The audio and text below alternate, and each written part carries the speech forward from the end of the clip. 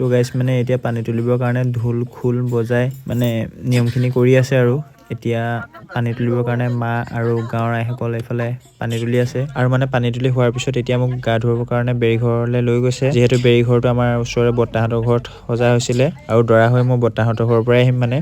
আৰু এতিয়া বেৰীঘৰৰ চাৰিওকাষে ঘূৰাই তিনিপাক ঘূৰাই মোক এতিয়া বেৰী তলত মায়ে পিনে ওপৰত পানী দি আছে মানে মোক গা ধুৱাই আছে আৰু গা ধুই হোৱাৰ পিছতে এইফালে গাঁৱৰ ককাই এজনে মোক এতিয়া দৰা সজাই আছে দেখিছে নহয় গাঁৱৰ আইসকলে নাম জুৰি আছে মানে বিয়া নাম জুৰি আছে যিহেতু কইনা মোৰ ঘৰতে আছে আৰু সেয়েহে মানে বৰ্তাহঁতৰ ঘৰৰ পৰাই মই দৰা সাজি যাম এতিয়া আৰু এইফালে দেখিছে নহয় গাঁৱৰ খুৰী বৌ সকলোৱে ফূৰ্তি ফাৰ্তা কৰিছে দাদা ভাইটি ভণ্টি সকলো আৰু এইফালে আমাৰ ভণ্টিলে দেখিছে নহয় পুৰা ফূৰ্তি কৰিছে আৰু দাদাইকৰ বিয়া যিহেতু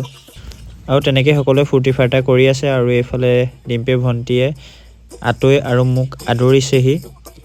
আৰু এইফালে ডিম্পীৰ মাকো আহিলে আৰু এতিয়া ডিম্পীৰ মাকে মানে মোৰ শাহু মায়ে মোক এতিয়া আদৰি ভিতৰৰ হোম ওচৰলৈ লৈ আহিছে আৰু তেনেকৈ কৰ্মখিনি কৰি হোৱাৰ পিছত এতিয়া কইনাও মোৰ ওচৰলৈ আহিছে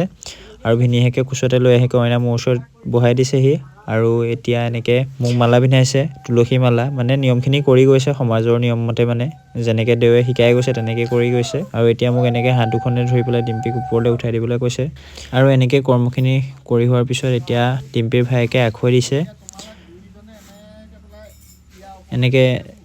আখৈখিনি মানে যজ্ঞলৈ দি দিব দিছে আৰু এতিয়া সময় আহিল শিৰত সেন্দুৰ দিয়া আৰু দেৱে এনেকৈ মন্ত্ৰ পঢ়ি পঢ়ি মানে আমাক কেনেকৈ দিব লাগে শিকাই দিছে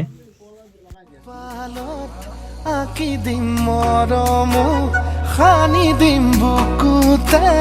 তুমি মোৰ কইনা